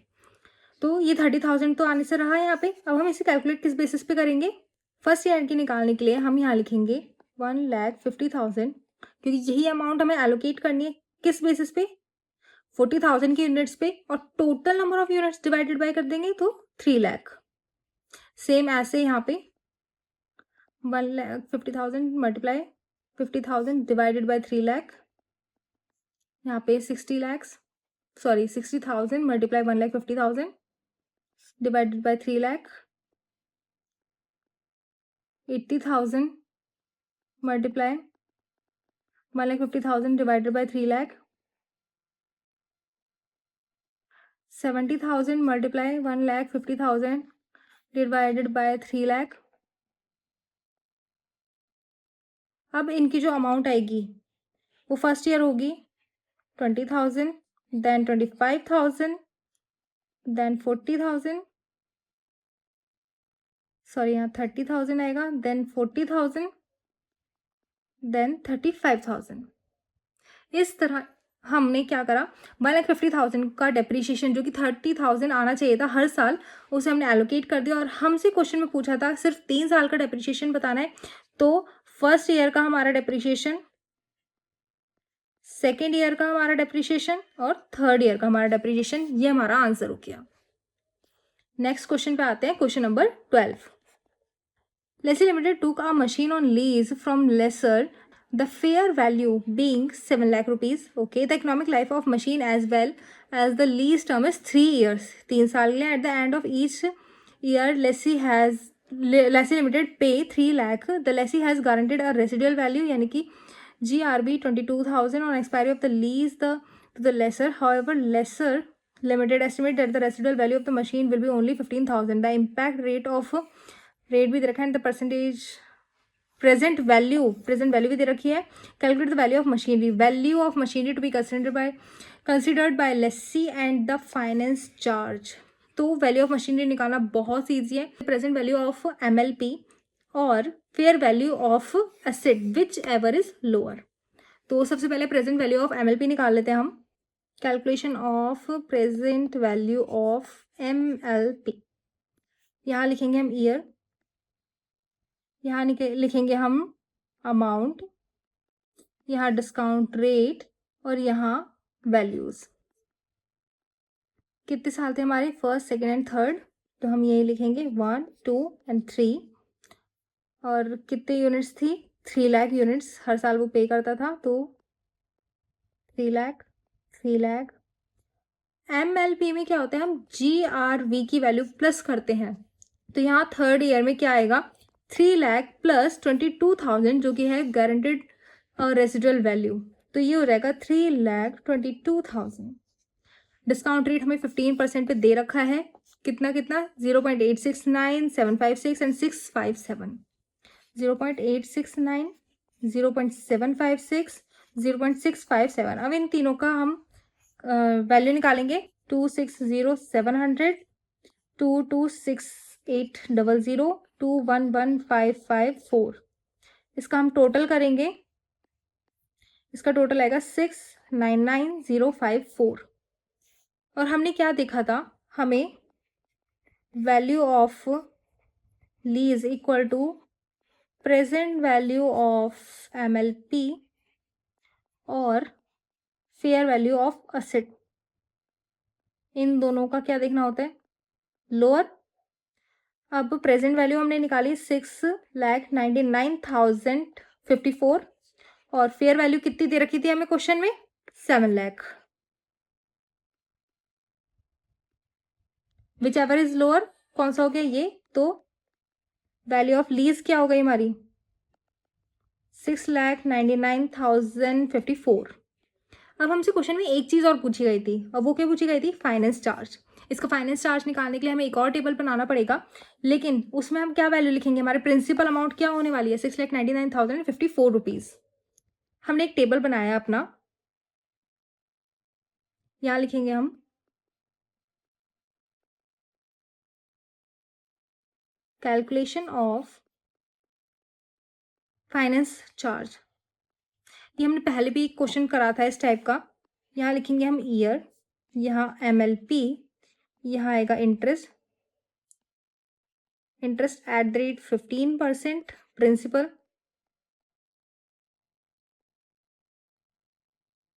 और प्रिंसिपल आउटस्टैंडिंग। अब हमारे पास ईयर 3 थे, पहला ईयर कंसिडर नहीं करेंगे, देन 1, देन 2 एंड देन 3। अब हमने MLP देखी थी 3 लाख रुपीज़, तो यहाँ तो हमें देनी नहीं, यहाँ देनी है, यहाँ पर भी। और लास्ट ईयर में क्या था हमारा अमाउंट? 3,22,000।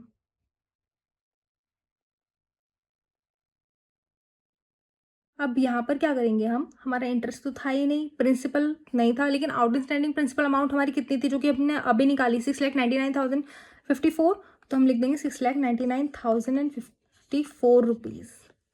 अब इसका हम 15% निकालेंगे। इस अमाउंट का 15% निकाल के हम कहाँ लिखेंगे? यहाँ पे। और इसका 15% अगर हम निकालेंगे तो इसका 15% आएगा 104,858। अब ये हमारा A कॉलम, ये हमारा B कॉलम, ये C कॉलम। और C कॉलम कैसे कैलकुलेट करा जाता है? A माइनस B से। अब इन दोनों को माइनस करेंगे हम, इस वैल्यू को इस वैल्यू से माइनस करेंगे तो हमारी वैल्यू आएगी 195,142। अब 6,99,000 में ये हमारा आउटस्टैंडिंग प्रिंसिपल है। नेक्स्ट प्रिंसिपल अमाउंट हमारी आई 1,95,142। इन दोनों को आपस में माइनस करेंगे तो हमारी वैल्यू आएगी 5,03,912। अब इस अमाउंट का 5 लाख वाली का 15% निकालेंगे जो कि हमारा आएगा 75,587। और आपस में अब हम इन दोनों को माइनस करेंगे 2,24,413। अब प्रिंसिपल को आउटस्टैंडिंग प्रिंसिपल से माइनस करेंगे, देन नेक्स्ट वैल्यू आने वाली है हमारी 2,79,499। अब अगेन हम इस वैल्यू का 2,79,499 का 15% निकालेंगे तो वो आएगा हमारा 4,1925। और इन दोनों को आपस में माइनस करेंगे तो हमारी वैल्यू आनी चाहिए ये 2,79,499, जिससे हमारा आउटस्टैंडिंग प्रिंसिपल अब बचे ही नहीं, जीरो आ जाए। इन दोनों को माइनस करने के बाद ये वैल्यू नहीं आ रही हमारी, तो हमें क्या करना है? हमें अपना इंटरेस्ट इस तरीके से सेट ऑफ करना है कि हमारा जो लास्ट प्रिंसिपल अमाउंट आए वो आउटस्टैंडिंग प्रिंसिपल अमाउंट के इक्वल आए। अब इन दोनों को इक्वल करने के लिए हम इन दोनों को माइनस करेंगे, इस वैल्यू को और इस वैल्यू को, जिससे एक हमारी इंटरेस्ट वैल्यू आ जाए। इसे कहते हैं हम सेट ऑफ करना। अब हमने यहाँ क्या करा? इसे सेट ऑफ करा और इस अमाउंट को और इस अमाउंट को माइनस करा तो हमारा एक नया इंटरेस्ट आया जो कि हम अपने बुक्स ऑफ अकाउंट्स में शो करेंगे। तो हमारी यहाँ पर अमाउंट जो आएगी वो आएगी 42,501। अब इसका अगर हम टोटल करेंगे यहाँ पर, इसका टोटल आएगा हमारा 699,054। और अगर हम इंटरेस्ट का टोटल करेंगे तो वो आएगा हमारा 222,946। इसी के साथ हमारा वाला क्वेश्चन भी खत्म। नेक्स्ट क्वेश्चन है हमारा question number 13। BNP Limited availed a lease from N&L Limited. The condition of the lease terms are as under. Lease term period 3 years. Okay, lease term period 3 years. In the beginning of the year 2009 for equipment costing 10 lakh rupees and has an expected useful life of 5 years. इसकी cost दे दी हमें, useful life दे दी 5 years है, fair market value भी दे दी हमें 10 lakh, property revert back to the lessor on termination of the lease. Okay, the UGRV भी दे रखी है हमें 1 lakh at the end of the year 2011। 3 equal annual payment are made at the end of each year. 3 equal annual payments जाती थी, ठीक है। IRR हमें दे रखा है, ये हमारा इम्प्लिसिट रेट है यानी कि discount rate. The present value of 1 rupees due at the end of third year at 10% rate of interest is this. Okay, the present value of annuity of 1 rupee due at the end of third year is rupees this. State whether the lease constitution finance lease and also calculate unearned finance income. हमें क्या करना होता था? जब हमें question में दे रखा होता था कि हमें 3 एनुअल पेमेंट्स करनी है, यानी कि ये पेमेंट हम प्रेजेंट वैल्यू निकालते टाइम फर्स्ट डेट पर लेके जाते थे कि इनकी प्रेजेंट वैल्यू क्या होती होगी अगर डे 1 पे हम इसे यूज़ करते हैं अमाउंट को।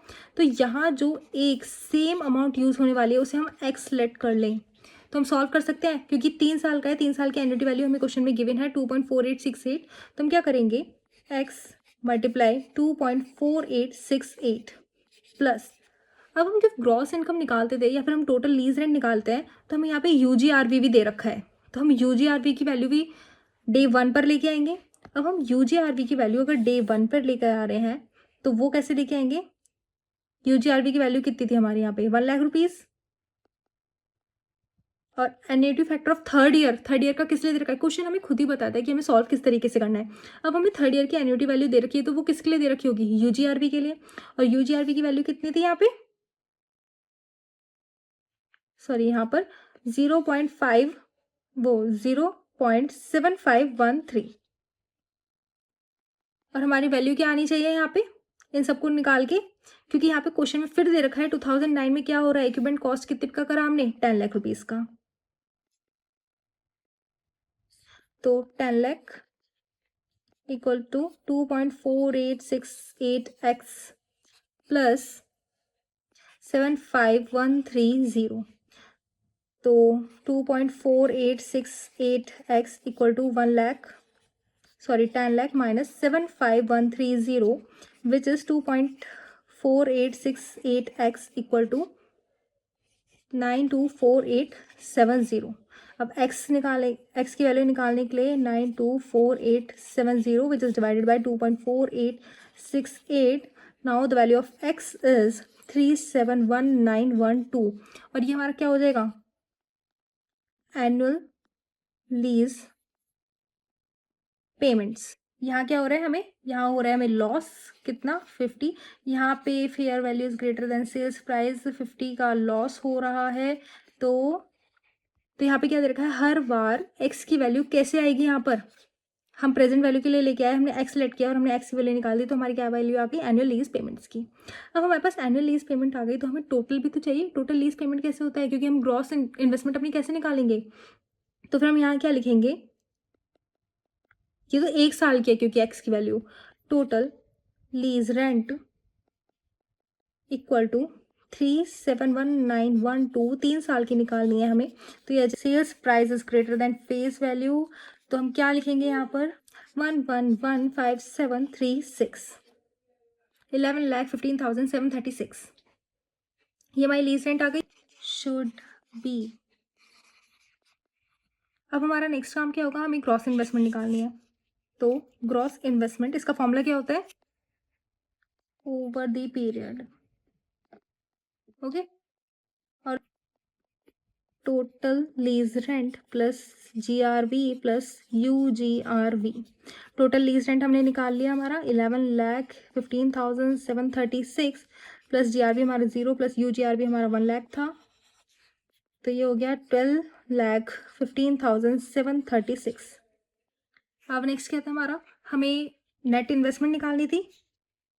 तो नेट इन्वेस्टमेंट कैसे निकालेंगे हम? Present value of gross investment. और इसकी प्रेजेंट वैल्यू कैसे निकल सकती है? ग्रॉस इन्वेस्टमेंट की वैल्यू है हमारे पास,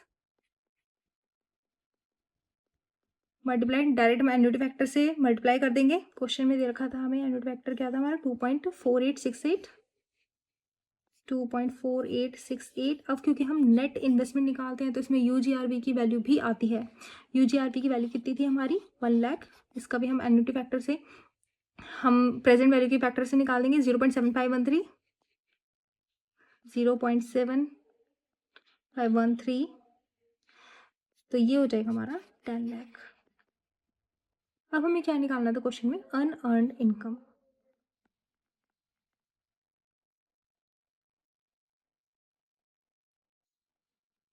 which is gross investment minus net investment. Gross investment की हमारी वैल्यू कितनी थी? 12,15,736 और नेट इन्वेस्टमेंट की वैल्यू थी हमारी 10 लैक्स। इन दोनों को माइनस करेंगे तो जो अमाउंट आएगी वो होगी हमारी अनअर्न्ड फाइनेंस इनकम। थोड़ा कॉम्प्लिकेटेड था और सबसे ज़्यादा अलग क्वेश्चन था, लेकिन इसके आने के चांसेस भी उतने ही ज़्यादा रहते हैं। अब नेक्स्ट क्वेश्चन करते हैं हम, हमारा क्वेश्चन नंबर 14 और इसी का ये लास्ट क्वेश्चन है इस चैप्टर का। के क्वेश्चंस और न्यूमेरिकल्स इलस्ट्रेशन हमने सारे कर लिए। तो अगर किसी भी स्टूडेंट को किसी भी टाइप की कोई भी प्रॉब्लम है तो प्लीज़ कमेंट सेक्शन में ज़रूर बताएं। Thank you. तो ये क्वेश्चन क्या बोलता है? X limited sold machinery having WDV 300 lakhs to Y Limited 400 lakhs. At the same time, machinery was leased back by Y to X Limited. The lease back agreement is operating lease. Clear? अब पहला case हमें क्या दे रखा है यहाँ पर? कि सेल्स प्राइस 400 है विच इज़ इक्वल टू, यानी कि sales value equal to fair value.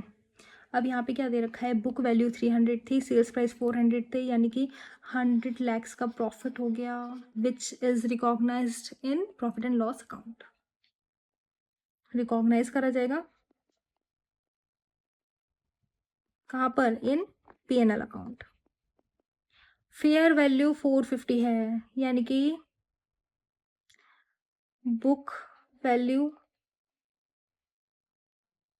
300, fair value 450 and sales value 400 और फेयर वैल्यू 450।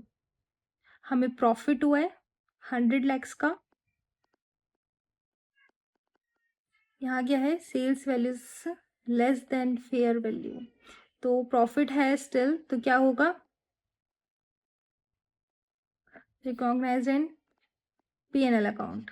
नेक्स्ट क्या दे रखा है, फेयर वैल्यू 350, सेल्स प्राइस 250, यानी कि थर्ड वाले केस में फेयर वैल्यू 350, बुक वैल्यू 300 और सेल्स प्राइस 250। यहाँ क्या हो रहा है हमें, यहाँ हो रहा है हमें लॉस कितना, 50। यहाँ पे fair value is greater than sales price, 50 का लॉस हो रहा है, तो recognised in P&L। Second last point, fair value और 300 और सेल्स प्राइस 400, यानी कि हम यहाँ देख रहे हैं हमारी फेयर वैल्यू और बुक वैल्यू 300 है और सेल्स प्राइस हमारा 400 है। यहाँ हो रहा है 100 का हमें प्रॉफिट, लेकिन यहाँ पे क्या हो रहा है, हमारा sales price is greater than face value, तो हम क्या लिखेंगे यहाँ पर, 100 प्रॉफिट जो हुआ है should B deferred and amortized over the period। Okay, और उसके बाद नेक्स्ट पॉइंट फिफ्थ क्या बोलते हैं, हमारा fair value 250, sales value 290, fair value 250, sales value 290 और बुक वैल्यू 300।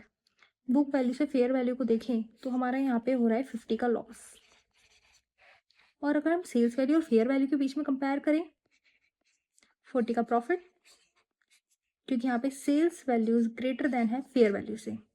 अब इस वाले केस में क्या होता है, ये 40 क्या होगा, deferred amortised over lease period, और इस वाले लॉस का क्या होगा, immediately recognised in P&L account. Basically देखा जाए हमें 50 का लॉस हो रहा है, 40 का प्रॉफिट हो रहा है, तो मेन हमें 10 का लॉस ही हो रहा है। लेकिन इसको हम अपने बुक्स ऑफ अकाउंट में किस टाइप से दिखाएंगे कि 10 लाख का लॉस नहीं हो रहा, हमें 50 का लॉस हो रहा है, 40 का प्रॉफिट हो रहा है, और ये लॉस इमीडिएट ट्रांसफर करा जाएगा P&L में, और ये 40 अमोर्टाइज करा जाएगा और डेफर करा जाएगा नेक्स्ट लीज टर्म पीरियड में। तो इसी के साथ हमारे इस चैप्टर के क्वेश्चंस और न्यूमेरिकल्स इलस्ट्रेशन हमने सारे कर लिए।